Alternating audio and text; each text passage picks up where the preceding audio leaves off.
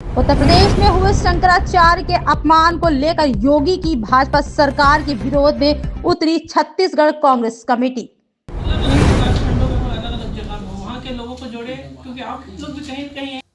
नमस्कार, आप देख रहे हैं न्यूज एक्सप्रेस और मैं हूं आपके साथ ज्योतिका। आइए रुक करते हैं खबर की ओर। आज जिला कांग्रेस कमेटी आप सभी पत्रकार बंधुओं का हार्दिक स्वागत अभिनंदन करता है और आप सबको एक महत्वपूर्ण विषय पर हम लोगों ने पत्र वार्ता करने के लिए आमंत्रित किया हुआ है। जैसा कि आप सभी जानते हैं, अभी पिछले 18 जनवरी को मौनी अमावस्या हुआ था, जिसमें पूरे देश के साधु संत, मठाधीश, शंकराचार्य सब अपना अपना अखाड़ा के साथ में शाही स्नान करते हैं। इसी परिप्रेक्ष्य में जगत गुरु शंकराचार्य जी को शाही स्नान करने से योगी आदित्यनाथ जी की जो सरकार है, उन्हें न रोका बल्कि उनके साथ अमानवीयता के साथ, अभद्रता के साथ व्यवहार किया गया। कांग्रेस इसकी कड़ी निंदा करती है। कांग्रेस पार्टी कांग्रेस ने प्रयागराज मेले में शंकराचार्य स्वामी अविमुक्तेश्वरानंद को शाही स्नान से रोके जाने और उनके साथ हुए दुर्व्यवहार की कड़ी निंदा की है। खुद को हिंदुओं का मसीहा बताने वाली भाजपा सरकार हिंदू संतों का अपमान कर रही है और आज हालात यह है कि शंकराचार्य जी को अपनी सुरक्षा के लेकर गंभीर आशंका है और पिछले 36 घंटे से अनशन पर बैठने को मजबूर होना पड़ा है। लेकिन सरकार की ओर से अब तक शंकराचार्य जी से बातचीत का कोई प्रयास नहीं किया गया और शंकराचार्य जी का अपमान सनातन धर्म का अपमान है। शंकराचार्य स्वामी अविमुक्तेश्वरानंद जी पिछले 40 वर्षों से नियमित रूप से शाही स्नान करते आ रहे हैं और यह पहली बार है जब उन्हें इस अखंड धार्मिक परंपरा से रोका गया है। उन्होंने कहा कि मौनी अमावस्या का शाही स्नान एक अखंड परंपरा है। भाजपा सरकार ने शंकराचार्य जी को शाही स्नान से रोककर सनातन परंपरा का अपमान किया है। भाजपा सरकार पिछले 12 वर्षों से केंद्र में सत्ता में है और हिंदुओं के नाम पर राजनीति करती रही है। लेकिन आज वही सरकार शंकराचार्य एवं उनके समर्थकों के साथ दुर्व्यवहार कर रही है। उनके शिष्यों को बाल पकड़कर घसीटा जा रहा है। उन्होंने सवाल उठाया कि शाही स्नान जैसी सदियों पुरानी परंपरा को रोकने का दुस्साहस किसी सरकार को कैसे हुआ, जबकि इस परंपरा को न तो मुगलों ने रोका था और न ही अंग्रेजों ने। एक और आरएसएस प्रमुख मोहन भागवत को जेड+ सुरक्षा दी जाती है, वहीं दूसरी ओर शंकराचार्य जी के समर्थकों के साथ मारपीट की जाती है।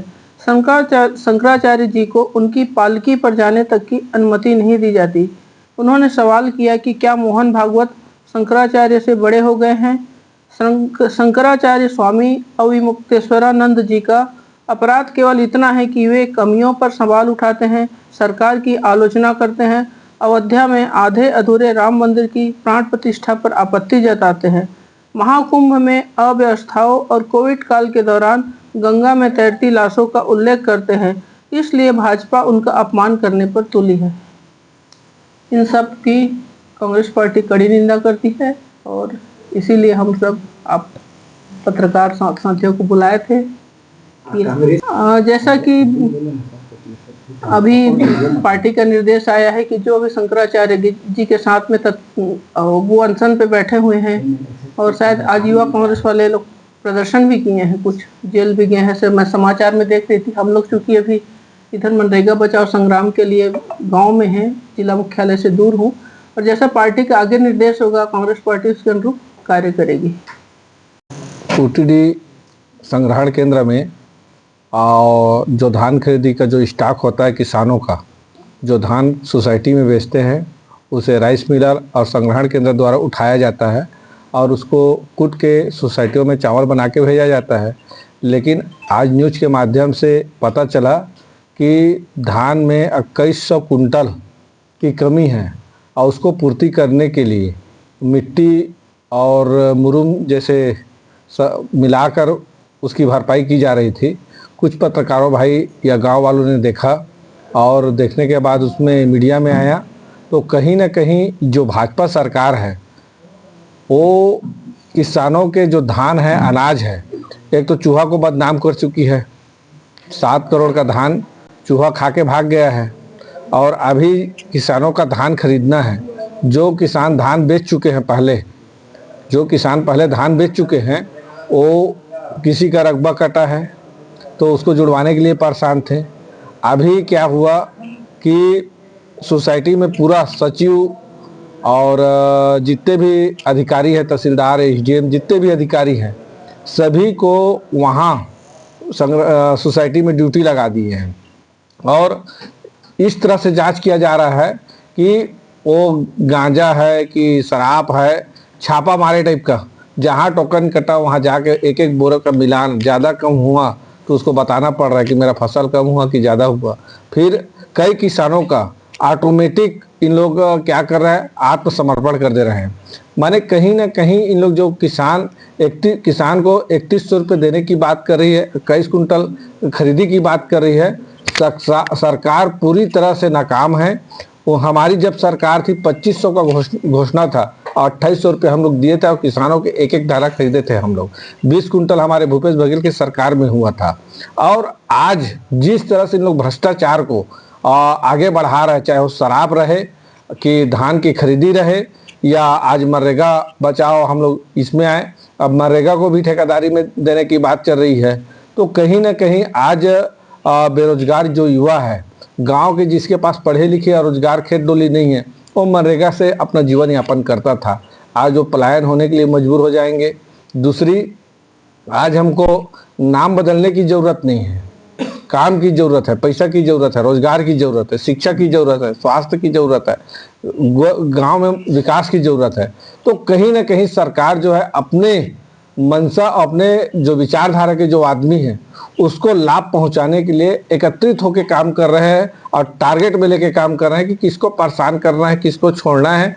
कई राइस मिलों के यहाँ भी लगातार छापामारी चल रही है और चहितों को छोड़ा जा रहा है और जो उनके कहना नहीं मार रहे हैं उसको परेशान किया जा रहा है, उसको धान को जब्ती किया जा रहा है। और आपको छापा मारने तो सभी की राइस मिल में छापा मारिए। अगर छापा मारते हो तो सोसाइटी में गलत चावल क्यों आ रहा है, वहाँ आपको देखना चाहिए। तो कहीं ना कहीं संग्रहण केंद्र में जिस प्रकार के मिट्टी कड़कड़ मिलाया जा रहा है, तो बहुत से बड़ी खरीदी जो धान अभी उठाव होगा उसमें भी इन लोग लापरवाही करने की तैयारी में है।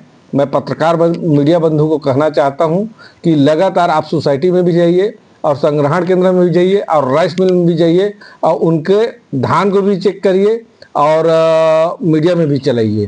किसानों को न्याय दिलाने के लिए कांग्रेस क्या करेगी? किसानों को न्याय दिलाने के लिए मोदी सरकार और डबल इंजन की सरकार बैठी हुई है। किसान जब तक अपने घर से बाहर नहीं निकलेगा, अपने हक की लड़ाई नहीं लड़ेगा, हम लोग मजबूर हैं।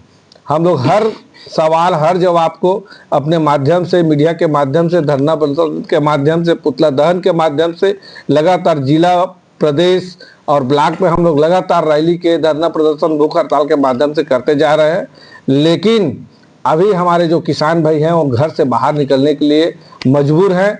डर है, भय है। उसको जब ज़्यादा पीड़ित हो जाएंगे तो घर से निकलेंगे, तब ये सरकार को समझ में आएगा कि कौन कितने पानी में है। आज इन लोग जिस तरह से चुनाव जीत के किसान के ऊपर दबाव बना रहा है, ये बहुत निंदनीय है। इसकी मैं कड़ी निंदा करता हूँ। कटौती को लेकर के क्या कहेंगे किसानों को? अब हमारी जो सरकार थी 2018 से 23, भूपेश बघेल जी ने आईडी खोल रखा था NIC के माध्यम से। इसकी जो सरकार है, आत्मसमर्पण, अधिया रेखा में रोक और जिस तरह से किसानों की धान को जब्ती करना और 31 तारीख के बाद छोड़ूंगा। सरकार की सीधी मंशा है कि कम से कम धान खरीदी हो ताकि उनको 3100 का जो आज रिकॉर्ड में दे रहे हैं, लेकिन जो केंद्र से 2400 के आसपास का जो पैसा मिल रहा है, तो उन लोग का गुड़ा भाग में 2400 खरीदी में मिले, इन लोग को 3100 नहीं रहे।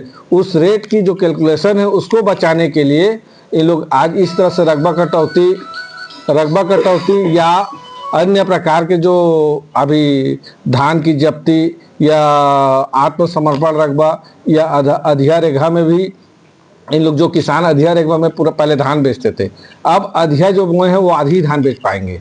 पूरी धान नहीं बेच पाएंगे। और कई किसान का रकबा 2 एकड़ 1 एकड़ 50 डिसमिल 5 एकड़ 7 एकड़ तक रकबा को काट दिए हैं और गिरदौरी के दौरान रकबा को कम कर दिए हैं। तो कहीं ना कहीं किसान पीड़ित और परेशान हैं और इसका 2028 में रिजल्ट देखने के लिए भी मिलेगा। छत्तीसगढ़ सरकार के द्वारा पंचायतों में अभी 15 जो बांटन नहीं की जा रही है पंचायतों में, जनपदों में, उसके बारे में आज सरकार वित्तीय वर्ष के अंतिम चरण है और अंतिम चरण में 4 किस्तों में पैसा आता है उस पर 15 वित्त का, और सरपंच मार्च में जो पैसा आ जाना था वो जनवरी में आ रहा है। और इसमें मैं मीडिया भाई को पूछना चाहता हूँ कि अधिकारियों के पास आप जाइए, कलेक्टर के पास जाइए, जिला सीओ के पास जाइए और सचिवों के पास जाइए और इस विषय में पूछिए, सरपंचों को पूछिए और मीडिया में चलाइए ताकि जनता को भी पता चले कि सरकार किस धीमी रफ्तार से काम कर रही है। इस जी राम जी जो मनरेगा का जो नाम बदला है, सबसे पहले कई अरब का घोटाला होगा उसमें। अभी जो लोग का जॉब कार्ड है, पूरे भारत में जितने जॉब कार्ड है उसको बदलने में इन लोग कमीशन खाएंगे। दूसरी, इसमें रोजगार पहले क्या है पंचायत के द्वारा प्रस्ताव होके जाता था, अब क्या है उनके ठेकेदार आएंगे और चाहेंगे वो काम होगा। उनको सिर्फ क्या है कि उसको ठेके में बुलाएंगे और जितने का ठेका मिला रहेगा मजदूरी के उतने के काम कराएंगे। और ज़रूरी नहीं है जैसे पहले मनरेगा चल रहा था तो जो लाचार है जिसके पास ज़मीन नहीं है वो भी जाके पानी पिलाने के लिए काम करता था तो उसको भी रोजी रोटी मिलता था। लेकिन आज की जो मनरेगा के जो नाम बदले हैं, आज हमको नाम नहीं बदलने की ज़रूरत थी, हमको काम दिलाने की ज़रूरत थी। आपको ज़रूरत से ज़्यादा काम जाना और 365 दिन में कम से कम आधे दिन की काम की ज़रूरत थी। हमारे क्षेत्र में जो युवा युवती जो लड़के हैं, पढ़े लिखे लड़के हैं, उन लोग को रोजगार नहीं मिल पा रहा है। अब मनरेगा जैसे अहम योजना को आप बंद करके रखे हो और उसके बाद चालू करने के समय में उसका नाम बदल रहे हो, तो ये कहीं ना कहीं गरीबों के पेट में लात है। किसानों को, गांव के गरीब को पलायन करने के लिए आप मजबूर कर रहे हो। इस खबर में बस इतना ही। बने रहिए न्यूज़ एक्सप्रेस के साथ।